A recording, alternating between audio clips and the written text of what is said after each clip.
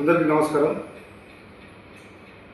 గత 4-5 రోజులుగా BRS party మరియు స్థానికంగా ఉన్నటువంటి నాకు వ్యతిరేకంగా ఉన్నటువంటి కొంతమంది కుట్రపూరితంగా చేస్తున్నటువంటి తప్పుడు ప్రచారం ఒక్కొక్క రోజు ఒక్కొక్క విధంగా దారితీస్తున్న క్రమం చూస్తూ ఉంటే బాధ అనిపిస్తూ ఉంది. ఈరోజు శాసనసభ్యులు వారితో పాటు ఇంకో ఇద్దరు కూర్చొని మాట్లాడిన విషయాలకు నేను స్పందించాల్సిన అవసరం లేదనుకున్నా. ఈ థర్డ్ క్లాస్ పంచాయతీ చాలా దిగజారి మాట్లాడడం నచ్చడం లేదు. కానీ ప్రజలకైతే జవాబుదారి వాస్తవాలైతే తెలియాలి కనుక దానికి సంబంధించి కొన్ని వివరాలు నేను ఉంచుతాను.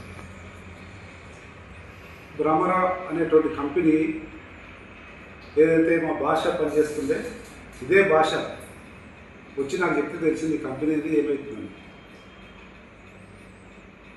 13 లక్షలు ఇవ్వాలని చెప్తే నేనే ఫోన్ చేసి మాట్లాడినా.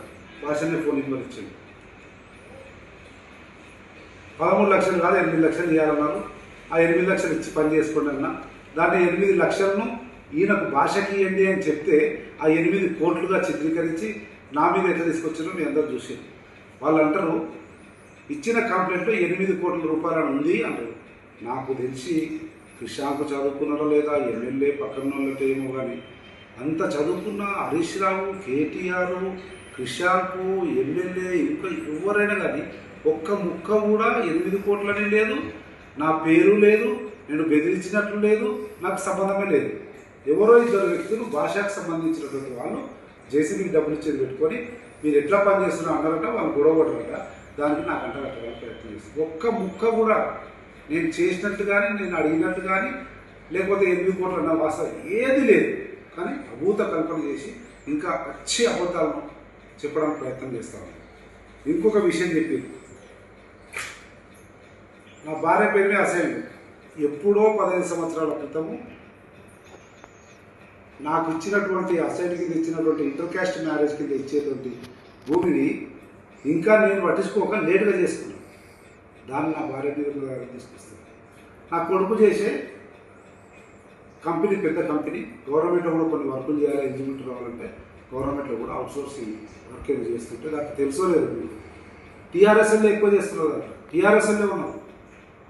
టెండర్ వేస్తే అందరు డ్రా తీస్తే వచ్చిన దాకా టీఆర్ఎస్ ఉన్నారు, పక్కన గద్వాల ఎమ్మెల్యే ఉంటుంది, మా మాది ఉంది, అందరూ ఉన్నాయి. ఒక్క రూపాయి డ్యూ లేదు.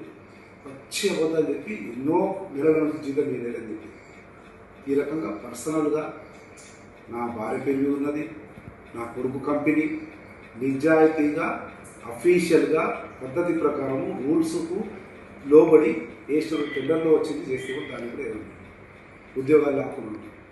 ఉద్యోగాలు లాక్కున్నది రాష్ట్రంలో ఉన్న యువకుల ఉసురు దాకింది మీ పార్టీకి మీకు, అందుకే పోయి ఈ రకంగా అభూత కల్పన చేసి 13 లక్షల రూపాయలు ఏదో భాషని చెప్పింది.